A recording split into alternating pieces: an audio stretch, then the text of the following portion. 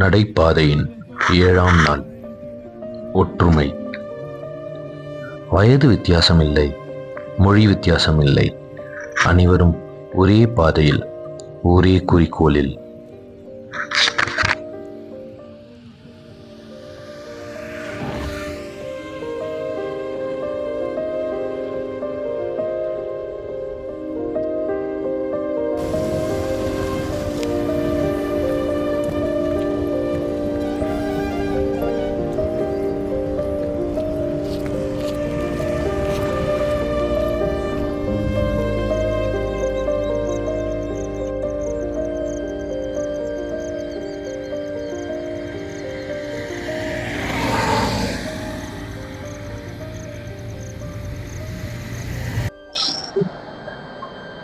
வணக்கம்.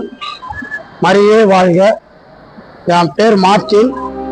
சென்னையில் உள்ள சாந்தோம் பகுதியில் நான் வசித்துக் கொண்டிருக்கிறேன். சென்னை பர்மா பஜாரில் நான் வியாபாரம் செய்து கொண்டிருக்கிறேன். எனக்கு 2 பிள்ளைகள். நாங்கள் ஒரு தடவை வேளாங்கண்ணிக்கு 2001 வேளாங்கண்ணிக்கு செல்லும் பொழுது என் பையன் சின்னவனுக்கு 7 வயசு, பெரியவனுக்கு 9 வயசு. தஞ்சாவூர் பக்கத்தில் அம்மாப்பேட்டையில் ஒரு பெரிய விபத்தில் நாங்கள் மாட்டி ஒரு மறு வாழ்க்கை வாழ்ந்து கொண்டிருக்கிறோம். ஏறக்குறைய 23 ஆண்டுகள் மறுவாழ்வு வாழ்ந்து கொண்டிருக்கிறோம். அந்த மறுவாழ்வு கொடுத்த அன்னை மரியாளுக்கும் ஆண்டவர் இயேசு கிறிஸ்துவுக்கும் முதலில் நான் நன்றியை கூறிக்கொள்கின்றேன். அடுத்ததாக நாங்கள் நண்பர்களாக சேர்ந்து பாத யாத்திரை அன்னதான குழு என்ற ஒரு குழுவை நடத்தி கொண்டிருக்கிறோம். அதற்கு காரணம் 18 வருடங்களுக்கு முன்னால் எனது இந்து சகோதரர், அவருக்கு 2 தடவை அவர் மனைவிக்கு கரு உருவாகி அவர் குழந்தை பிறக்காமல் 3ஆவதாக கரு தாங்கி அவர் அந்த விஷயத்தை என்னிடம் சொல்லும் பொழுது நான் அன்னை மரியாளிடம் உடனே வேண்டிக் கொண்டேன், எனது நண்பர் மனைவிக்கு குழந்தை செல்வம் கிடைக்க வேண்டும். அப்படி எந்த குறையும் இல்லாமல் நல்ல குழந்தை செல்வம் கிடைத்தால் சென்னையிலிருந்து நாகப்பட்டினம் வேளாங்கண்ணிக்கு நடைபயணமாக வருகிறேன் என்று கூறி ஒரு வருடம் நடைபயணம் வந்தேன். நான் வசிக்கும் பகுதியில் இருந்து ஒரு ஏறக்குறைய 18 வருடங்களாக ஒரு 20 நண்பர்கள் நடந்து வந்து கொண்டிருக்கிறார்கள். அவர்களோடு எனது நடைபயணத்தை நான் நடந்து வரும் பொழுது அந்த நண்பர்கள் சில விஷயங்களை என் கவனத்திற்கு கொண்டு வந்தார்கள். அதாவது, பூம்புகாரை தாண்டி ஆக்கூருக்கு இடையில் எங்களுக்கு தங்குவதற்கு இடம் இல்லை, சாப்பாடு கிடைக்க மாட்டேங்கிறது, லேடிஸுங்க குளிக்கிறதுக்கு பாத்ரூம் போறதுக்கு எந்த ஒரு வசதியும் இல்லை. நீங்கள் பொது காரியங்களில் ஆர்வத்தோடு எடுத்து செய்வதனால் இந்த பணியை நீங்கள் எடுத்து செய்யுங்கள், உங்களோடு நாங்கள் இருக்கிறோம் என்று அவர்கள் கூறிய காரணத்தினால் இந்த பணியை 18 வருடங்களுக்கு முன்னால் ஆரம்பித்தோம். முதலில் நாங்கள் ஒரு 10 பேர் சேர்ந்து சீர்காழியில் சாப்பாடு செய்து ஒரு 1000 பேருக்கு சாப்பாடு செய்து ஆக்கூர் முக்குட்டில் கொடுத்து கொண்டிருந்தோம். ஒரு 3 வருடங்கள் அதை செய்தோம்.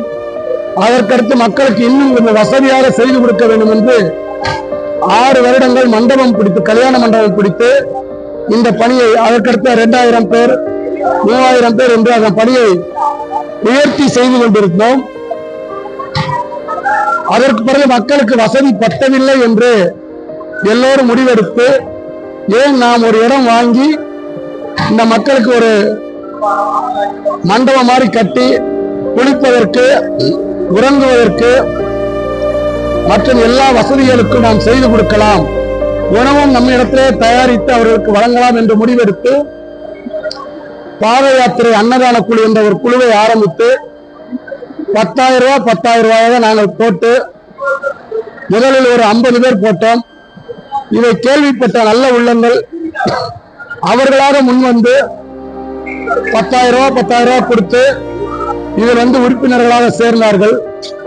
இப்பொழுது ஏறக்குறைய ஒரு 500 பேர் இதில் உறுப்பினராக இருக்கிறார்கள்.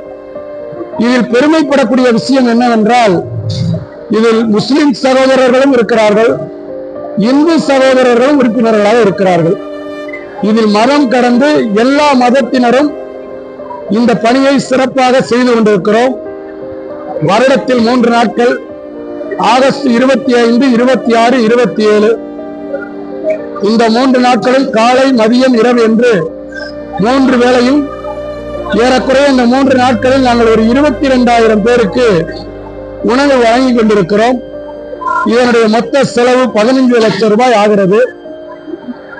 இதில் நாங்கள் ஒரு ஃபண்டு மாதிரி சேர்த்து வச்சு அந்த ஃபண்டுல வருஷத்துக்கு 9 லட்சம் ரூபாய் வருது. மிச்சம் 6 லட்சம் ரூபாயை இதில் உள்ள வசதியான உறுப்பினர்கள் இதில் நாம் இணைந்து செய்ய வேண்டும். உணவு என்பது கொடுப்பது எல்லாத்திற்கும் மேலான ஒரு அன்னதானம் என்பது உயர்ந்த ஒரு கொடை என்ற ஒரு காரணத்தினால் அவர்களால் முடிந்த, நண்பர்களால் முடிந்த ஒவ்வொருவரும் அவர்களால் முடிந்த உதவியை செய்து கொண்டிருக்கிறார்கள். இதில் ஏறக்குறைய இந்த 3 நாட்களும் சென்னையிலிருந்து உறுப்பினர்கள் அவர்களுடைய சொந்த செலவில் காரில் பயணம் செய்து இங்கு தங்குவதற்கு அவர்கள் சொந்த செலவில் ரூம் எடுத்து எல்லோரும் உதவி செய்து இந்த மக்களுடைய பாராட்டுதலையும் அவர்களுடைய ஜபத்தையும் பெற்று செல்கிறார்கள். இன்னும் இதை அதிகமாக செய்ய வேண்டும் என்று எல்லா உறுப்பினர்களும் முயற்சி எடுக்கிறார்கள். அந்த முயற்சியை நாங்கள் செயல் வடிவம் கொடுத்து அதை இன்னும் சிறப்பாக செய்ய வேண்டும் என்று முயற்சி எடுத்துக் கொண்டிருக்கிறோம். இதில் நான் சந்தோஷப்படக்கூடிய விஷயம் என்னவென்றால், எனது பிள்ளைகள் 2 பேரும், எனது மனைவி, எனது உடன் பிறந்த சகோதரர் மனைவி, பிள்ளைகள், என் தங்கச்சி, இவர்கள் எல்லாம் லேடிஸுங்களே ஏறக்குறைய ஒரு 8 பேரு இந்த 4 நாள் அங்க இருந்து தொடக்கத்திலிருந்து முடிவு வரை இருந்து இதை நாங்கள் செய்து கொண்டிருக்கிறோம். அன்னையின் மூலம் இன்னும் இறைவனிடம் பெற்றுக்கொள்ள இருக்கின்ற அந்த ஆசீர்வாதங்களுக்கும் நன்றி சொல்ல வரும் அந்த நடைபயணமாக வரும் பக்தர்களுக்கு இதை நாங்கள் செய்து கொண்டிருப்பதில் பெரும் மகிழ்ச்சி அடைகிறோம். மரியே வாழ்க. After day 6, something changes. You no longer walk with your body. You walk with grace. It moves you, holds you, heals you. Even when feet bleed, the songs grow louder. Because now, it's not just walking. It's worship in motion. You don't have to understand faith. You just have to witness it. When it pours out of tired hands and trembling voices. They have walked 200 kilometers, but ask them, they'll say, it's not enough. Amma hasn't hugged me yet.